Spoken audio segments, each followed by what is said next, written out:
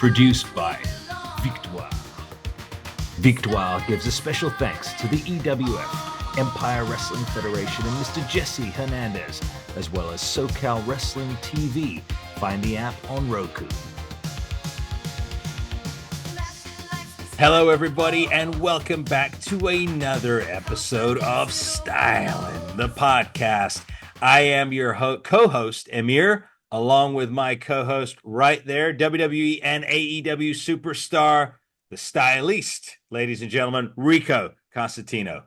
Hello, everybody. Welcome back. I am glad you're back. Whoa, we got a show today. Yes, indeed, we do have a show today. Rico, before I get into, because I see you've changed locations again, but I just want to tell the audience, coming across your screen right now, Stylin' the Podcast t-shirts. They are available officially right now for pre-order. So make sure you send us an email. The email is in the description of this video. Let us know sizes, quantity, and everything so we can get those out to you before Christmas. And of course, Rico, let's tell the audience we are on Patreon. So make sure you go over to Patreon and subscribe there. Before this month is out, you will see some specials on there. Things that we will talk about there that we will not talk about here. And of course, there's one last announcement that I want to make before we begin today. Rico, what would look good to us? What looks good to us is if you lay the smack down on that subscribe button right now. That's right. Lay it down. That's right. Don't hesitate. Initiate. And That's you know right. what? Just for good measure, hit the like button. Yeah, there you go. And for another good measure, tell your friends and family all around the world. We greatly appreciate it. But thank you. But thank you, honestly, from the bottom of our hearts. Thank you to all our new subscribers. But hey, Rico, you've changed location again. Where are you today? Oh my gosh. I'm still at Chateau Rico, but I'm in my exclusive office. Is that the underground office? Yes. Okay, it's the underground office. Yeah, that's top secret stuff going on there. But I see That's right. you got some additional family members back there, some fish that we're not too familiar with. No, this is my downstairs kids. Okay, so who have you got? Yeah. Who have you got in there, Rico? Oh my gosh, let me introduce you. Yeah. Oh my gosh, these guys are wonderful. Okay, look what we got here. And they're hams, just like me. Yeah. We got a ball of shark. We have $2 silver. We have red and yellow swordtails. And there is Muggsy. He's the iridescent one in the back. Yeah, I see him right. We have a clown loach, which is the black and orange. Yeah. And where is Nick? Nick's the special one in the tank. Let me see. Where is he? I think he's swimming around. Oh, there he is. He's the guy with all the spots. Oh, the big one at the back. Yeah, that's Nick. He is a clownfish. Okay. I got him when he was about 2 inches long. And look at him now. And how old is he right now, Rico? He's about 9 months. Okay, 9 months. So he's growing pretty quick. How big how big will he get, Rico? Between 5 and 6 feet. Ah, gosh. So they're from Africa. Yeah. And they grow very fast. I will not be able to keep him when he gets that large, but I can give him to a specialty pet shop here who can find a good home for him. Yeah. There he is. Yeah. He's called Nick because I had a bully fish in there before, and he kept biting him. So he had a couple of bite marks on him. Yeah. So that's how I earned the name Nick. There's the $2 silver right there. Right the there. Big round ones. Yeah. They're Eek and Meek. Eek and Meek. Eek and Meek. Yep. And the How did that name iridescent come one in the about? corner, right there. His name's Muggsy. Oh yeah, I see him right. He's a Jack Dempsey fish. Yeah. And he unfortunately he has like a hair lip. So, I took him anyway because I could take care of him. And he looks like a 1920s gangster, like James Cagney. Look how beautiful he is, iridescent. And he is. He's beautiful, and he's in the right town for that, for being a gangster, right? Yeah, he is, isn't he? He's in you put him in the witness relocation program. Yes, I did. That's why he's with me. He's in the witness relocation. And you're underground, and I saw something there. I saw as a glimpse as you were showing us the children right there. That you've Yeah. got some other things in your office right there. It looked like gold in the form of Oh my belts. goodness. Yeah, Yep. This is where I keep all of my belts right there. there you go, fans. And there's an Whoops, sorry, hold on. I'll get it down. Okay, there they are. wow. So you got 8 right there in the And shot. then I have 9, which is the Oh all yeah. Asian tag title right there from Japan. Yeah, that's a nice, beautiful belt. Now, how many of those are the originals, Rico? Are they duplicates? No, they're you can't keep the originals, so those are duplicates. Okay. Very, very, very nice. Very sparkly. And speaking of sparkly, Rico, I want to talk about our first topic today, everybody. We're going to be talking about style because this is styling, So let's get back to our roots, huh? Okay. Yeah. So with style, thinking of pro wrestling, I couldn't have think of anyone better other than you, Rico, because we gotta, we can't always be biased to ourselves. Uh, No. Macho Man Randy Savage. Now, Oh my goodness. yes, the Macho Man. The man ahead of his time. Ahead of his time, and I wanted us to do a little bit what they call a deep dive into the Macho Man character, why it was so successful, compare and contrast with today, and then, just share some thoughts about Randy Savage. So first of all, Rico, did you ever meet Randy? No, I never got to meet him, which he was one of my favorite wrestlers in the 80s. Yeah. Uh, just captivating. Mhm. Randy was captivating, Yeah. um, and committed. Yeah. You Yeah. know how I feel about commitment. Yeah. Yeah. Yeah. All Uh, just, just wow. all in character, Yep. And he wasn't necessarily that big either. He wasn't the tall, No, he wasn't the most muscular. But no, he created, you and I often talk about this, audience, Rico and I talk about larger than life, because it's a term that was thrown around so much in professional wrestling throughout the years. And I think sometimes people misunderstand what it means. So, Rico, if I right. would say to you larger than life, what does that mean to you? Well, you got to be committed. You got to go over the top. Mhm. Especially in the sport of professional wrestling. You have to capture people, their attention, their need. You have to give them a reason why they should be concerned about you. Mhm. And once you do that, they will stick with you. And in the 80s, that was clear and definite. In Mhm. the 80s, all the way up through the 90s, there was heels and there was faces. Yeah. And for the people who don't know, there was good guys and bad guys. Nobody crossed the line back then. You Mhm. knew if this person came out, they were a bad guy, or this person came out, they were a good guy, Yeah. and it was so easy to understand, and when the bad guy cheated, everybody understood, oh, that was a cheat, Mhm. and not only Randy, but Hulk, Honky Tonk, Rick Rude, Undertaker. Mhm. Undertaker came out as a heel with Paul Bearer. Yeah. You were supposed to fear him, Yeah. Yeah. the dead man. My gosh. Yeah. So there was no blurred lines back then. Right. You knew what was going to go on. And Mm. when the heel did something and cheated, you were upset because you were following like a soap opera, just like the soap operas of old, Yeah. General Hospital, Days of Our Lives, Another World. Because I know those, not because I watched them, but Mhm. my mother watched them. Yeah. Yeah. So she was just so enthralled with the television and had to watch this 30-minute show Mhm. every day because Yeah. she wanted to know what was going on day by day. And Yeah. they would tell you a story day by day. And that's what wrestling did back in the 80s. They told you a story Right. And and you followed it. yeah. And one of the things you said there, it made me think with the soap opera.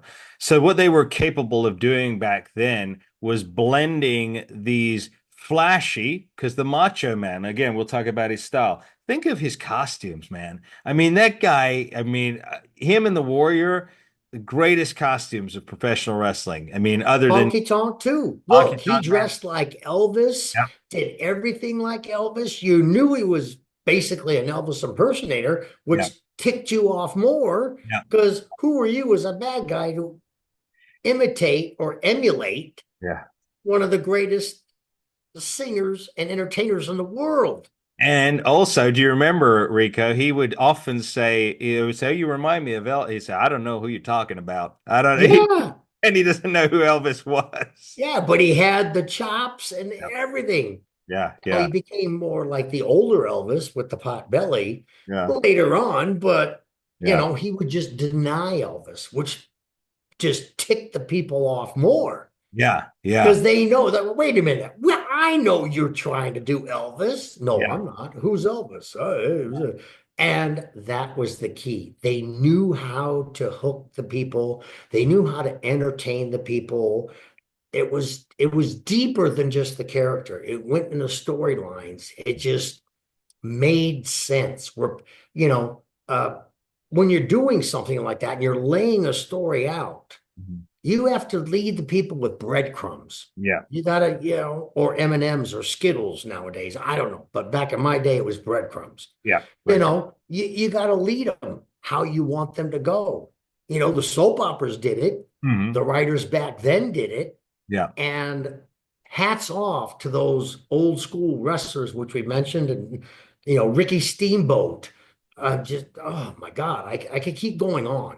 yeah. Jake the But Snake, Jake, look, he Yeah, was tall, but yeah, he had no body. right, right. But when he spoke, the way he did his promos, Mhm. Yeah, yeah, you believed him. yeah, You believed that this guy was going to go out and do what he said he was going to do. yep, And he brought this large Burmese python to the ring.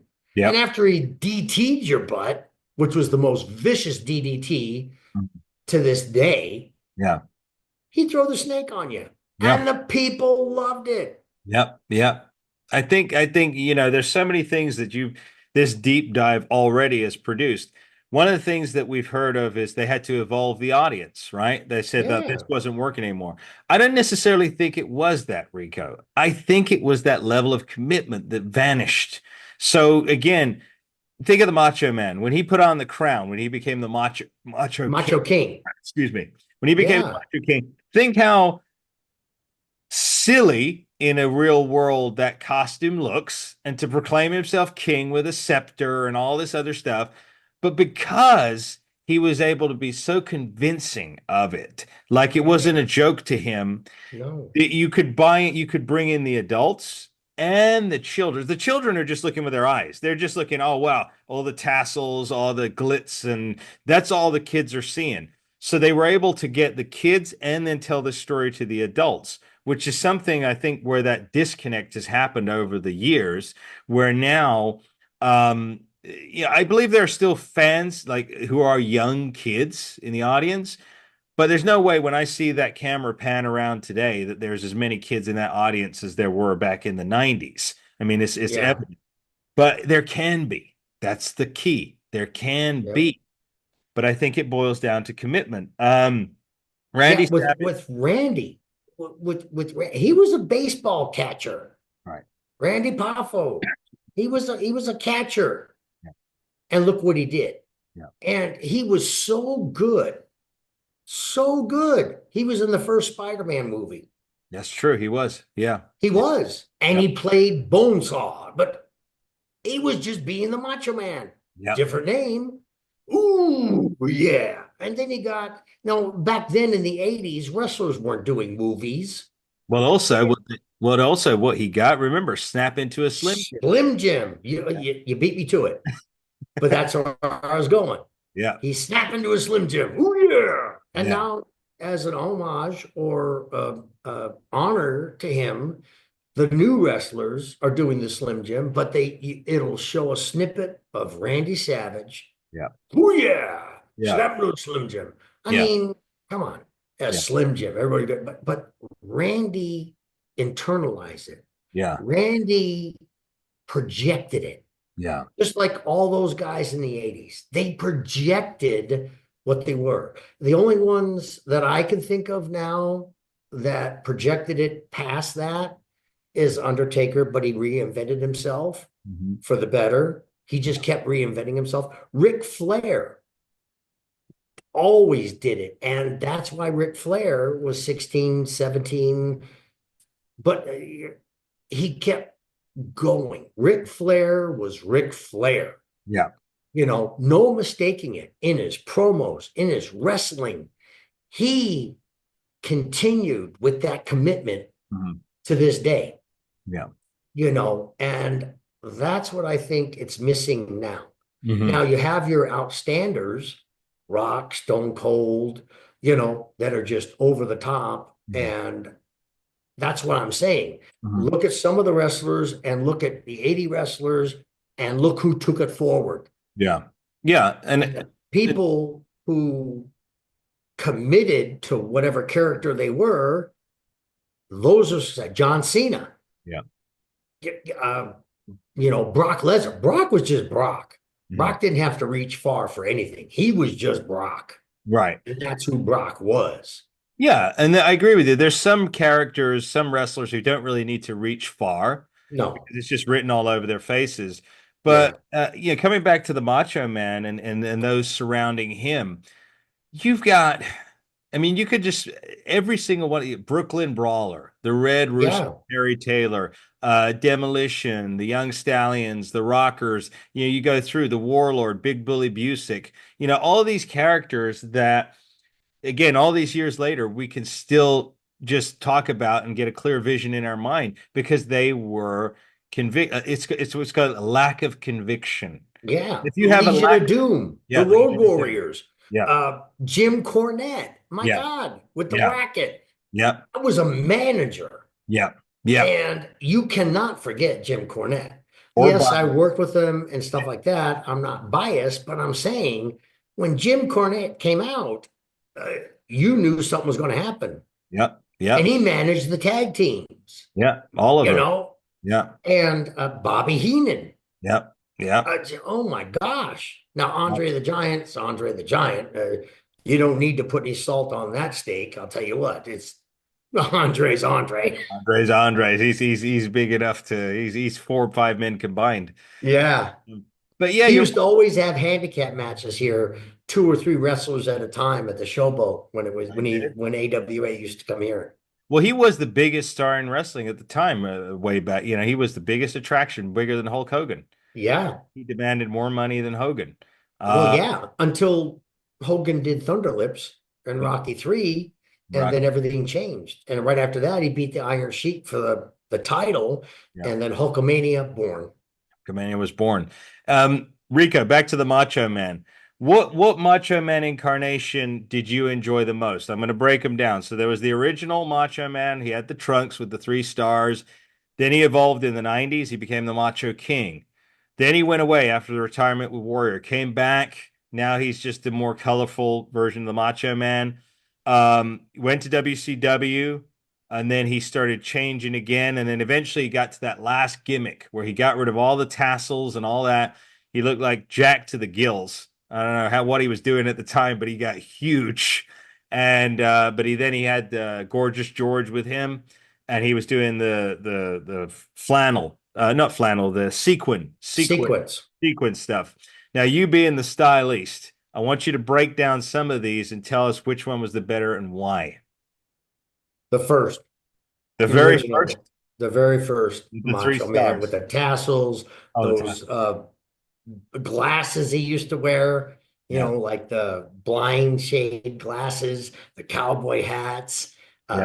Ooh, yeah, I'm coming to Las Vegas and I'm gonna kick your butt. Because the way he talked and the way he delivered a promo, that was magical. I mean, I applaud him for trying to reinvent himself throughout the years, but I am a fan of the original Macho Man. Okay. When he became Macho King, that was okay, but to me it was like, but he was still good as the Macho King. I remember his retirement match, and I just got a brain fart on the wrestler. kept hitting his leg. Heaton was there. Kept trying to destroy the Macho Man, you know. He and his Uh, leg. I can't remember. yeah, they kept working on his leg. It would have been probably like Honky Tonk Man or somebody back then. No, no, The Brainbusters, Arn Anderson, Tully Blanchard. no, no. I don't know, but they really tried to damage his leg. Yeah, I'll think of it in a second, but yeah. or I won't. Sorry, too many hits in the head with the chair. Steel chairs. You got to They have a research that, price. fans. You got to research that yourselves, unfortunately. Yeah, Yeah. but yeah, I remember that match and him kind of because he could have cheated in that match and he didn't, Mm, and it cost him, mm. but I really enjoy and appreciate the original Macho Man um because it was something he developed, Yeah, definitely. and I told you this off camera, it was so good he was in a Spider-Man movie. Yeah. He transcended beyond wrestling and became, and again, we're talking about marketability, believability, larger than life characters. It's not that the Yep. Macho Man was the biggest giant on the block because Hogan dwarfed him, Lex Yeah. Luger dwarfed him. But it wasn't about that. It was the fact that he owned his character and it created the illusion to the crowd that he was even larger than what he actually was. Same with the British Bulldog. Yeah. I was just telling a business associate of mine this morning about the British Bulldog. When I was a youngster, I got to meet him briefly. I saw him a couple of times when they came to the UK. I remember when I walked into the room and I was thinking, wow, he's not as tall as what I thought he was. And he puts his arm over me like this, and I'm pretty much, almost as tall as him, and I'm a little kid at the time. So again, it's about the projection of the character. It's like we learned Yes. in theater, project your voice so that There it goes you go. out across. Good analogy. Yeah. I'm getting hot flashes. Oh yeah. Sorry. Reference last week. I'm going through menopause. Menopause Rico is going through right now, but that's okay. Don't worry, everybody, because he's still in training. He's still in tip-top shape, and he's not going anywhere. There he is, ready for the ring again. He's even wearing his elbow pad. In fact, I need an elbow pad right now. Oh, I got my elbow pad My and elbow, I got this. you got the gun right there. That's it, everybody. Beware. That's Um, it. um, That's in case Wolf answers. oh yes, let's address that again. So, Oh, so I want to correct myself, Rico, because initially when we were talking about that, I was thinking Wolf from the original UK Gladiator series. But now I found out since last week, folks, if you haven't checked out last week's episode of Styling, you'll see the link at the end of this video where we had on our special guest, Lori Ice Fetrick from the original American Gladiators. what a fantastic guest she was. Fantastic. Fantastic. Fantastic interview. She will be back. She's invited Rico and I onto her show, so we'll keep you up to date with when we're going to be over there. But yeah, Wolf from 2008, U.S. Yep. Gladiators. That's the Wolf I need to talk to. Right. So if you're out there, and I'm sure you are, probably cowering in some cave somewhere, but if you're out there, Wolf, this man right here, WWE and AEW superstar, American Gladiator 1991 champion, Rico Constantino, he's going to take a bite out of you. But anyway, we'll leave that for, if he accepts the challenge, if he's got the guts and the intestinal fortitude to come on here, you're more than welcome. Come Uh, out of your cave, Wolf. Come out. Come out of your Gotta cave. face me. Yeah. Gotta, because I'm gonna hound you. Yeah. He's I'm gonna hound you till you come on the show. Yep, that's it. He's on your scent right now. Rico, Macho Man, Mega Powers with Hulk Hogan or Ultimate Maniacs with the Ultimate Warrior? Which one was better? I like Mega Powers. Mega Powers? Yeah. Yeah. Yeah. Him and Hulk clicked. There was chemistry. They both played off each other, and it was just like it was effortless. It was historic, man. Yeah. It was the SummerSlam 88 with Jesse Ventura as a special referee. Yep. Yeah, just incredible. I will say Mega Powers as well myself because as much as I'm partial to the Ultimate Warrior, and you too, Rico, I am too. big Warrior fans here, you know. But the Ultimate Maniacs never really got the time to take off because Warrior got fired right away. So Yeah. I remember it was the saddest thing, Rico. Saddest thing. It was like it was this build to Survivor Series 92. It was Warrior and Savage against Ramon and Flair.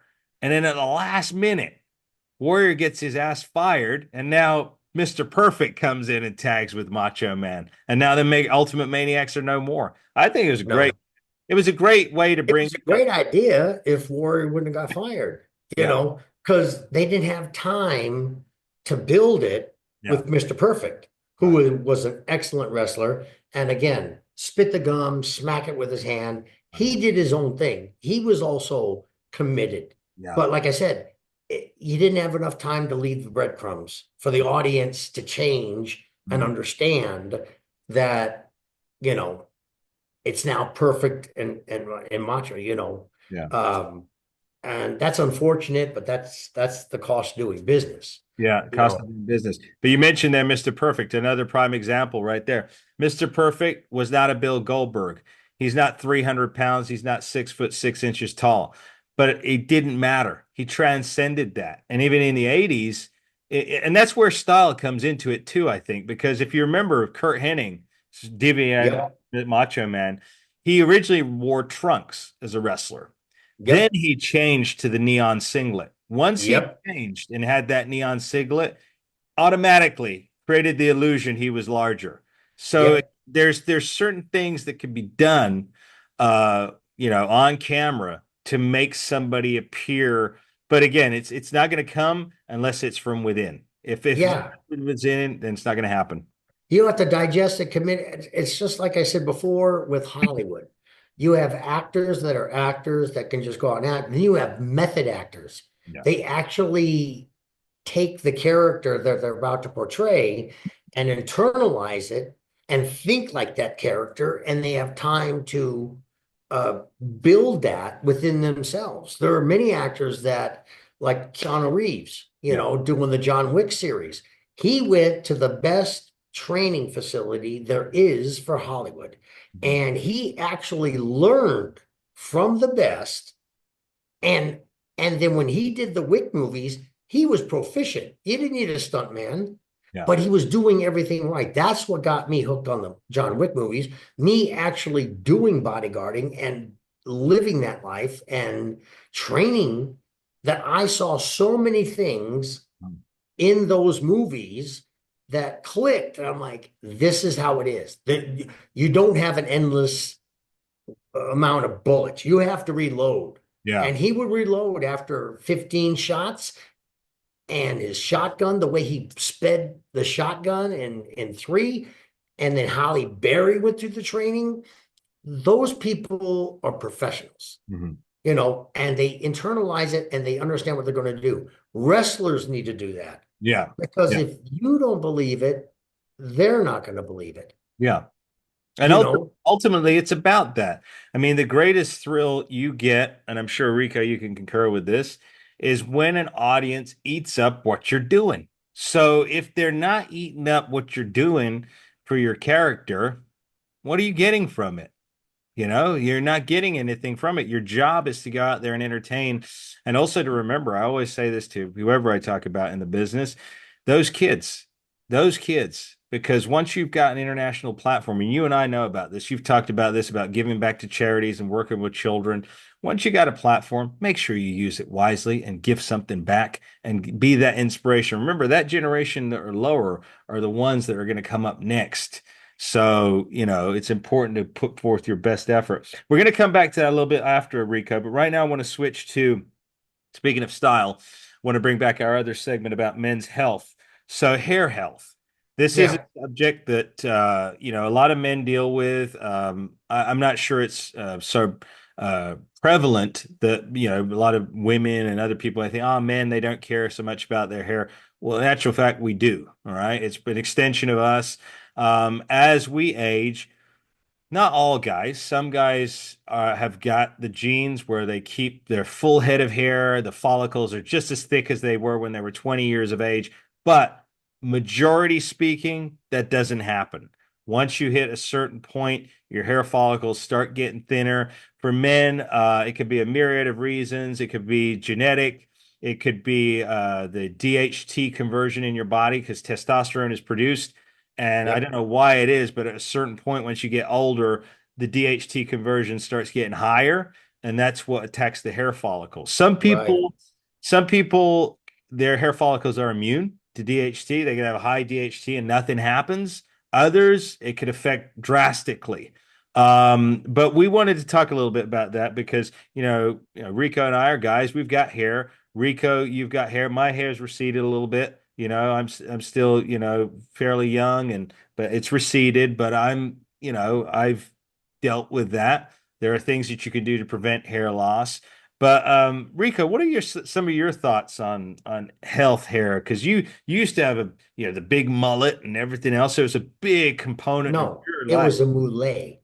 A mullet. That's it. I had Mullet. a mullet. I didn't have the average mullet. That's true. You had the mullet. I had Mullet. the mullet. But Mullet. with the hair health, there's topical stuff you can put on your hair. There's shampoos, um, apple cider vinegar. You can do all that.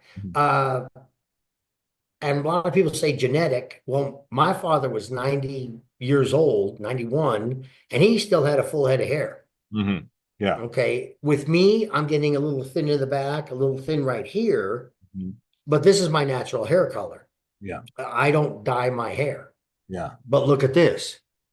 Yes. Why I have all salt, no pepper in my beard, I don't know. Yeah. And people go, why don't you dye it? Oh, wait a minute. I earned this gray. Yeah. My whole life I earned this. So I'm going to keep it. I Yeah. don't need to dye it. Now, if I'm going to a show, a wrestling show, I got to dye it, Yeah. because that's my signature. Yeah. But there's plastic surgery that's available and stuff like that. It's come leaps and bounds Mhm. since the old days. There's Bosley, and there are other plastic surgeons that specialize in not just hair plugs. Plugs make you look like dolls, but they have a procedure now that is just advanced. Mhm. And I told you off camera, a gentleman where I get my hair cut, he was balding Mhm. and he had no hair from like here back. Mhm. He went to this plastic surgeon, and within 9 months, his hair was growing. He's got a full head of hair now. He looks like a 1960s hippie, like he Wow. was at Woodstock.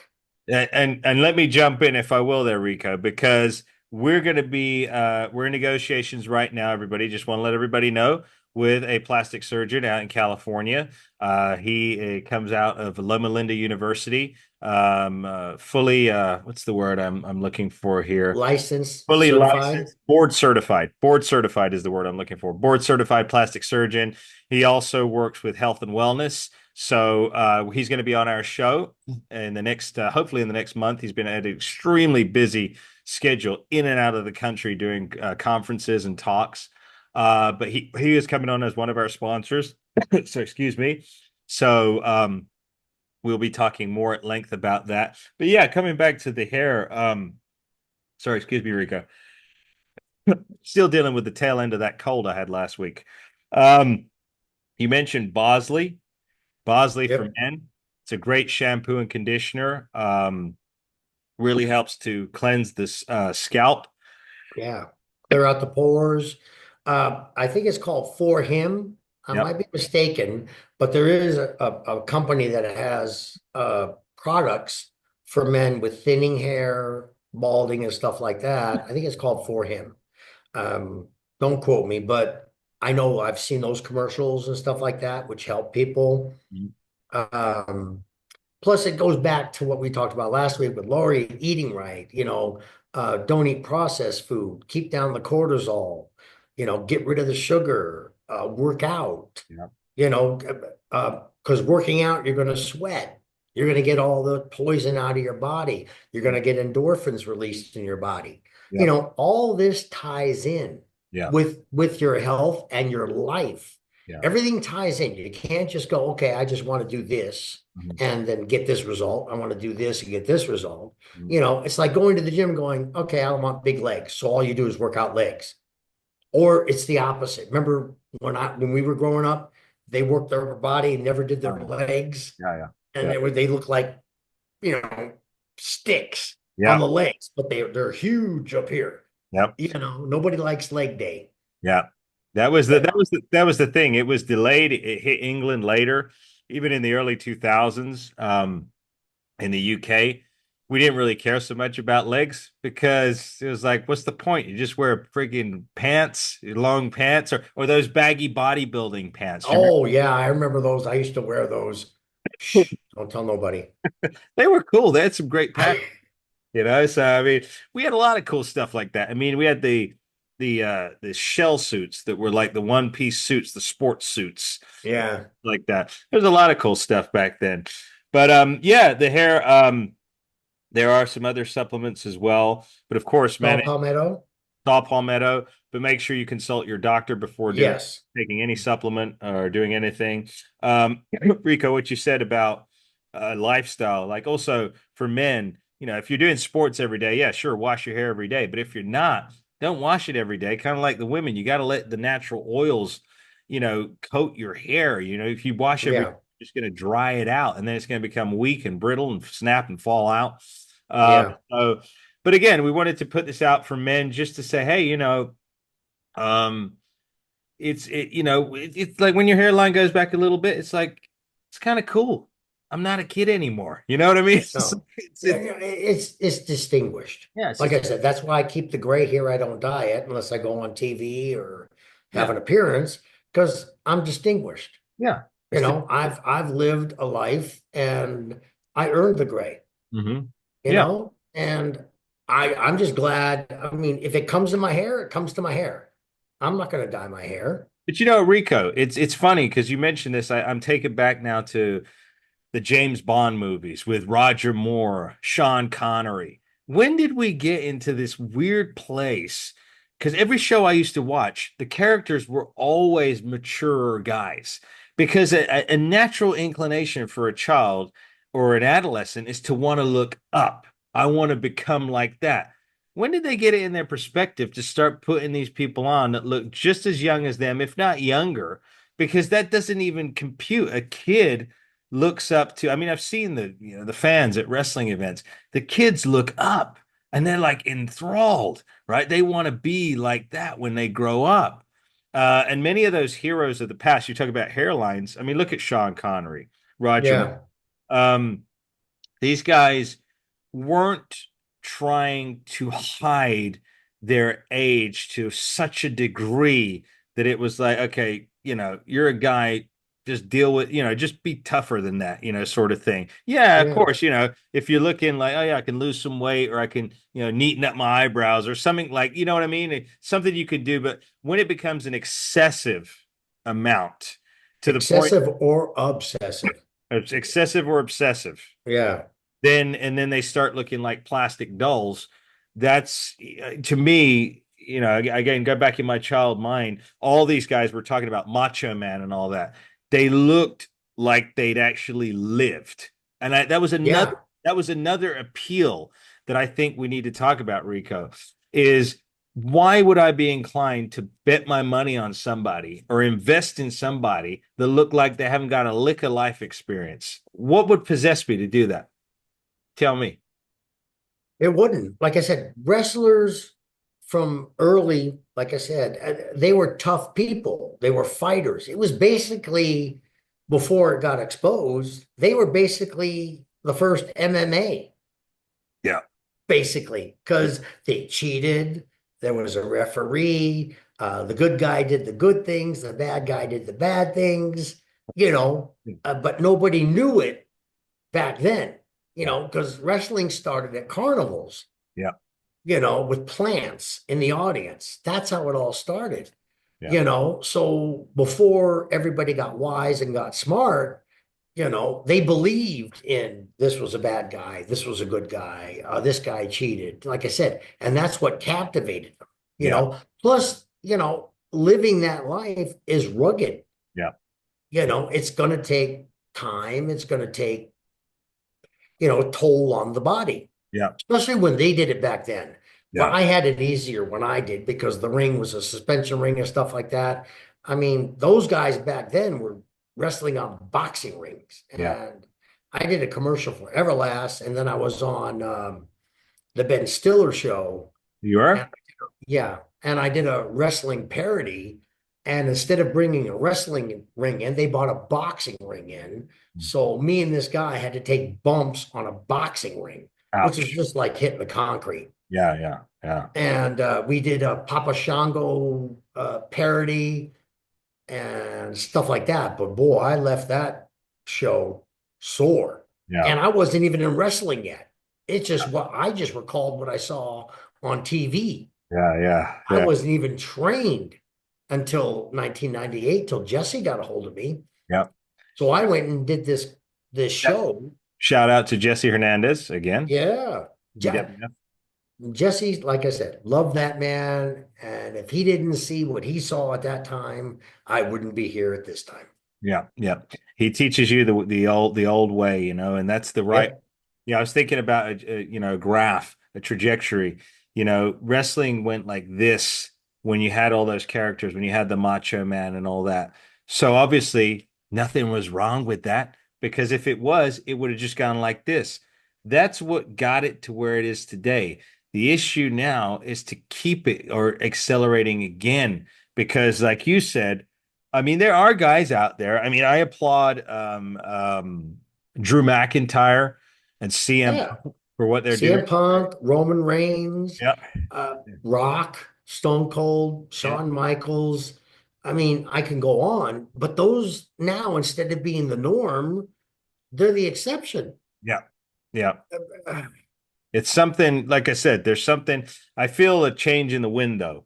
But speaking of competition in that, Rico, I want to segue into our next topic because when this airs, which will air today when we finish editing, Cobra Kai, the Oh, second part of the Cobra Kai season 6 will air on Netflix. So it'll be available, I guess, Thursday midnight into Friday this week.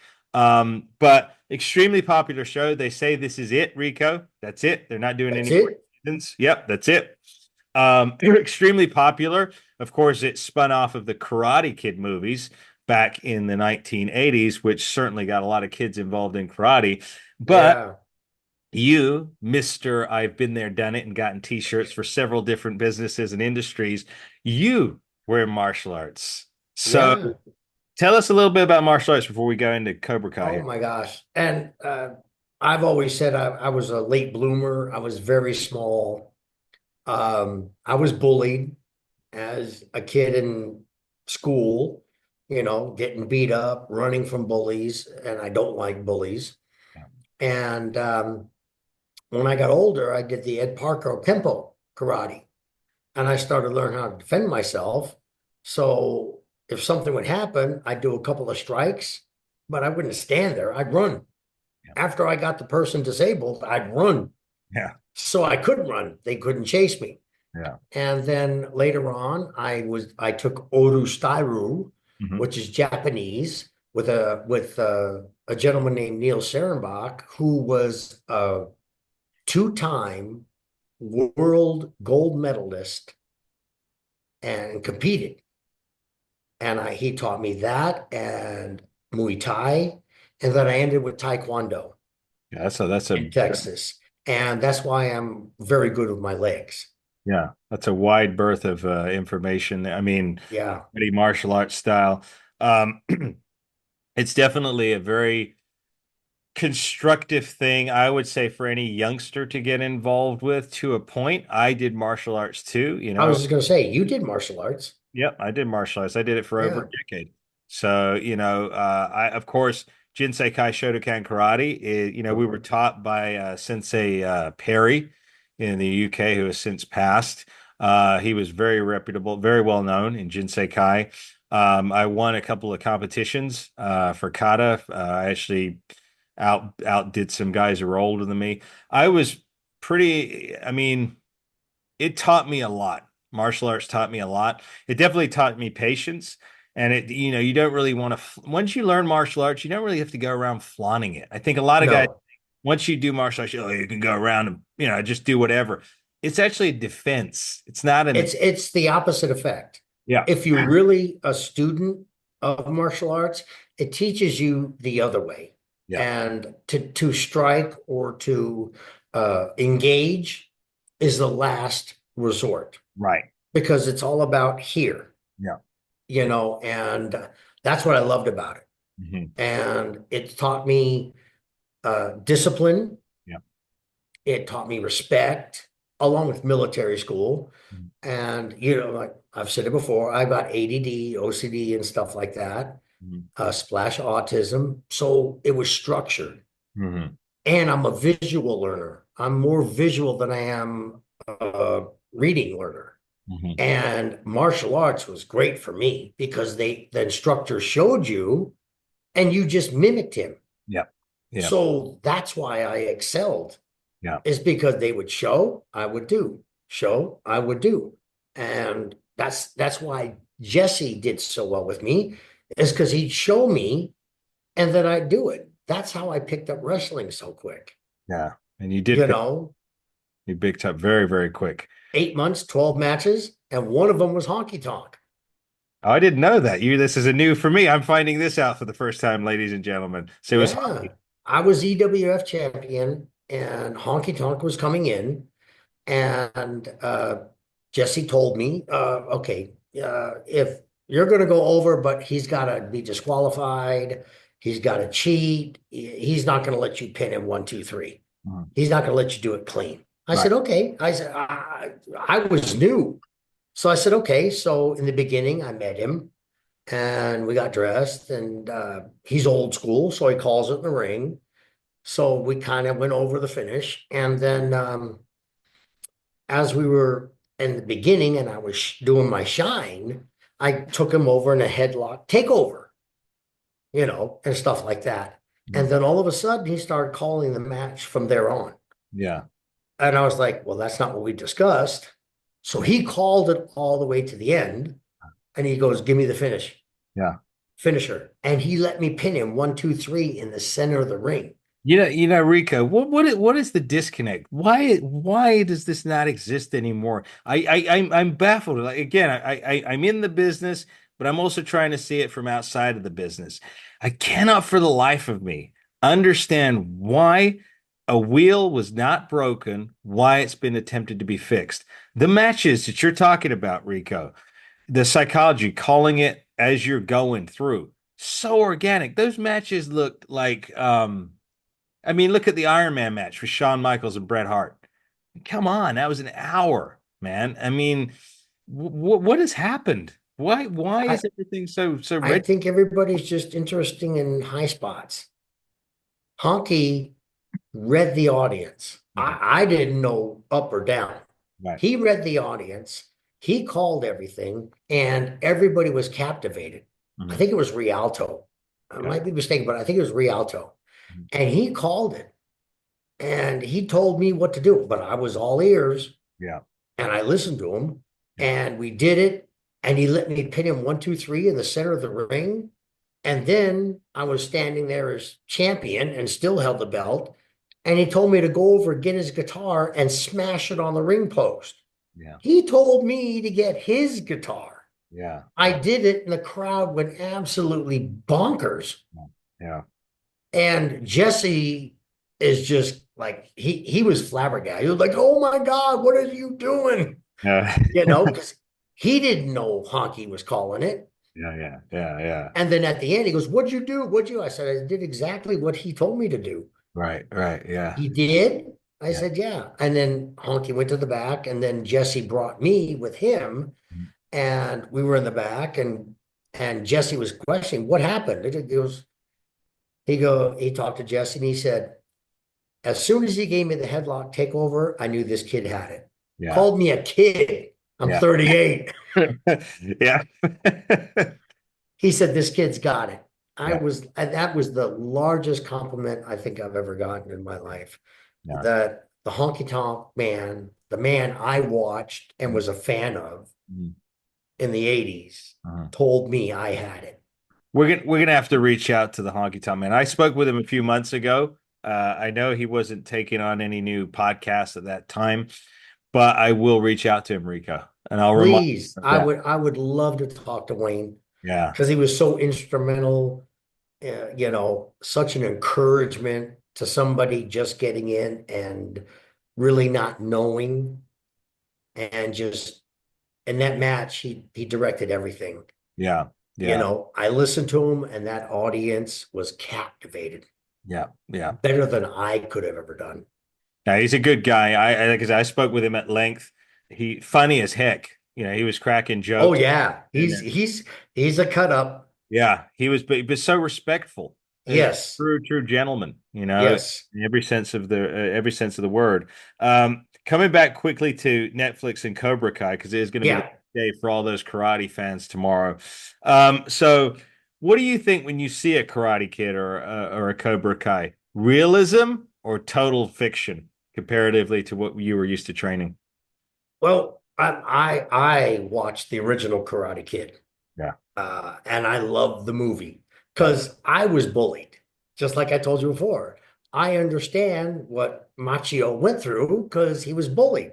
yeah, And not only was he bullied, he's dating the tough guy's girl yeah, or trying to date her. yeah, So that puts him in a real bad spot. yeah. So I was really with Mr. Miyagi and all that stuff. I don't know about the catching the fly with the Oh yeah, chopsticks, but the training, wax on, wax off. And it was, I understood it. I didn't do wax on, wax off, up, down, paint the yeah, fence, yeah. side to side. I never did that, but it was Rico, repetition. Rico, they ad-libbed that. I found out in the making of it. Oh, It really? was actually the actor Pat who made that up during the filming. He said, "Oh, let's do this wax on, wax off thing." So it wasn't even part of the script. He made it up. See, look, he internalized Mr. Miyagi, and look what he did. Yep, yep, yep. Wrestlers, take a hint, Listened to ad Rico. lib, listen to yourself, listen to what's inside of you when you're going out there. Hmm. Ad lib, don't be afraid. Yeah, yeah, Just if you internalize it, you're committed to whatever character you are. And I've said this before to you, Amir. I am, and I'm going to get shoot here. hmm. My life is exact opposite of the stylist or the Adrian Street homage. I never, I'm the other side. Yeah, But with the stylist, and when Vince gave it to me, I had to think hmm, and I internalized, I committed to that character. hmm, I committed to the stylist. I thought of it. I thought where he came from, what he does, what his purpose is. I did all of that thinking. I did my own homework. And yeah, when I got out there, people, because I believed it, I knew what I was doing, people believed it. right, I would go out there, Chuck and Billy would be tagging against somebody, and I wouldn't even do anything. right. And the whole place was yelling, Rico sucks. Yeah, And I'm thinking, wait till I do something. I don't suck yet. yeah. No, I've done nothing. it's so true. And if you just show again the audience those belts that you have in your private underground lair office right there, I want to show the audience once again. See all those belts, everybody? Yeah. Now that was earned from true conviction of character and true guts and intestinal fortitude. Something, Rico, that I still to this day do not think the MXM have a lick of in them. All right, here we go. It's just Oh, you are wearing me out on this. You because are wearing me out. Rico, I hear all these great things from you, and I see two guys who, to me, look as if that they have not completely convicted the characters that they are. They don't believe in themselves, right? And they're not listening to you, right? Look at all these weeks later. Where are these guys? Where are they? Well, because I've been styling all over America, Albuquerque, Las Colinas. I don't have that much time to spend with them. I have not, they're not clients yet. Right. They're just proteges. I am informing them.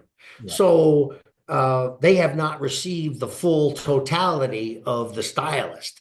I have not been able to commit to them, so they are just seeking guidance. So I'm giving them tips, you know, everything's a process. Hmm. Everything in life is a process. You got to start A, B, C, D. You don't go A to F. Right. You know, you got to do A, B, C, D. Plus, I'm auditioning them as much as they're auditioning me. Hmm. Okay, I want to see if they have what it takes for me, like you said, to even consider giving my time to them. Yeah. All Yeah. right. Yeah. So I they're like I said, auditioning. yeah, because like I said, you and I are business partners. Everybody knows that. Everybody watches us here. And I'm just looking out for my business partner. I'm looking out for your best interests. And that's why I'm doing this. Now, also, Rico, what I have done is I spoke to Mr. Mansour. Okay. As I Okay. as I told you before, I've also spoken to a friend of mine, a business associate, as it were. Okay. So we're looking as though next week, tentatively, both of those gentlemen will be joining us on this show. And like I said, until Mansour proves himself, I use that term loosely when I say gentleman. Um, like I said, he's got to prove himself not only to you, he's got to prove himself to me too. All right. Yeah. And that's Okay. We're business partners. I agree. Okay. So yeah. if he can, I expect you to be unbiased if he can. But you're going to have a business partner associate with Yes. you. Yes, I'm going to have a business associate with us, another business associate with us. I'm sure you'll recognize him when he joins us, but All right. But we're going to have Mansour. we're going to have He's going to Mansour. be able to defend himself because I'm tired of defending him Yeah. when he's not here. You No, know, exactly. he should be able to defend himself All and I want, explain himself. yeah, yeah. All I want is to him to explain himself. I want to see the inner workings of his mind. I really Okay. understand what's going on in his mind because that, to me, the mind is where it all begins, Rico, as Okay. you will know. So, but viewers, make sure you tune in for that. That's going to be something coming up. As I said, hopefully next week.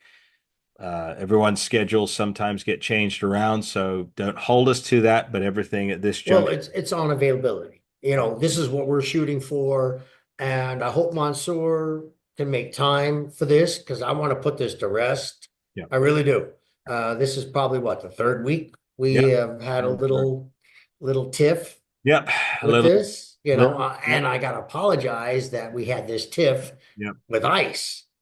Poor girl is like, oh my God, what happened? And yep, you and I discussed business, yep. you know, Well, but she's a good sport and she yeah, went with it, which yeah, is nice. yeah. She's But now she understands. She probably understands the same thing with her and the Gladiators. yeah, Her and the rest of her teammates. Like I said, for me, looking out for your best interest is my number one priority here. A business partner. And I want to, like I said, I want to know more about this Mansoor character. okay, I want to know what makes him tick, Rico. You know? all right. As a business partner, I respect that. I Thank really do. I respect that. you. Thank you. Um, just and then on the other side, I'm kind of, why are you second guessing me Well, type. So uh, I'm thanking you, but I'm going, I've done this a few times. I'm not So, I'm not so much second guessing, Rico. I'm just making sure. I'm just like, cross your T's and dot your I's. I don't want you to invest in somebody who's not investable, I guess is there's nothing worth investing in. Once we break down his mind, where he is psychologically, everything will be revealed. And all that's right. all. The pacifist in me has to agree. So the Christian in me has to Amen. agree. Amen. Um, and we'll find out. So, um, you There we, know, and I think, I got to leave it with that. yeah, I believe in our Lord and he'll make everything work out. yep. So I'm not going to jump. Amen. I'm going to just sit back and wait until this transpires. Amen. Amen. All right. I think Rico, that's a great way to leave this episode for this week with our viewers, with our fans. I want to take a moment to thank you all for joining us today, for sharing a little bit of your time with ours. I hope you were able to grab a beverage. You saw Rico and I. We forgot to toast you at the I beginning of forgot to the toast. show. Let's toast them now. Yep. Cheers. Everybody, toast. I got my probiotic fruit punch right here. And we should have said at the beginning, Yep. grab your favorite beverage. But if not, I'm sure you did. Yep. Yep. So So I have a little sip now. And like I said, we just got into the show, just bang. yep, we just got into the show with a bang this week. Like I said, things are really heating up around here on styling. We're beginning to sizzle now. Yep. That's a good one, isn't it? Sizzle and styling. Sizzling and styling. Sizzling Well, and styling. and everybody got to meet the new kids. Got to meet the new kids. We've seen Rico's underground office now, the secret lab right there, as it were. You saw his belts again, and it's just been a wonderful conversation. So, fans, we will leave you with this. Make sure you lay the smack down on that subscribe button. Rico, what else? Hey, like I said before, everybody, what your mind can conceive, your heart can achieve. Anything is possible. Thank you for being here with us. Thank you. Comment, please. Hit the like button. Tell us what you want us to talk about. This is an open forum, and I can't wait to go to Super Chat Yep. Oh, yeah. and talk to everybody live.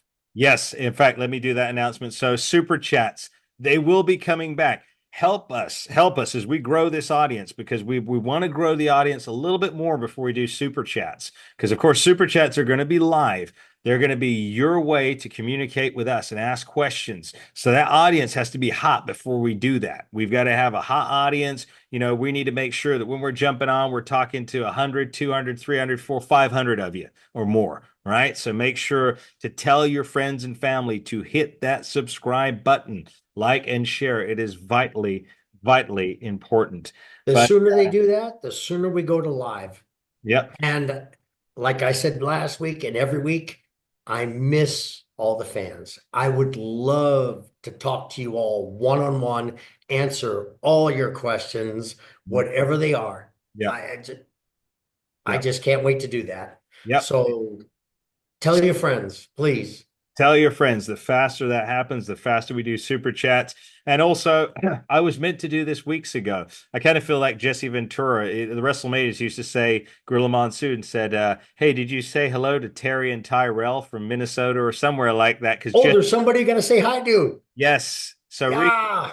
remember my friend Ben. Okay. Yeah. So I want to state that. So my friend Ben, way over there in the United Kingdom, he and I, when we were younger, we loved Rico and everything you were doing. So he's a big fan of what we're doing here. So Ben, my friend, my brother over there in the UK, hi from Styling the Podcast. And Ben, hello.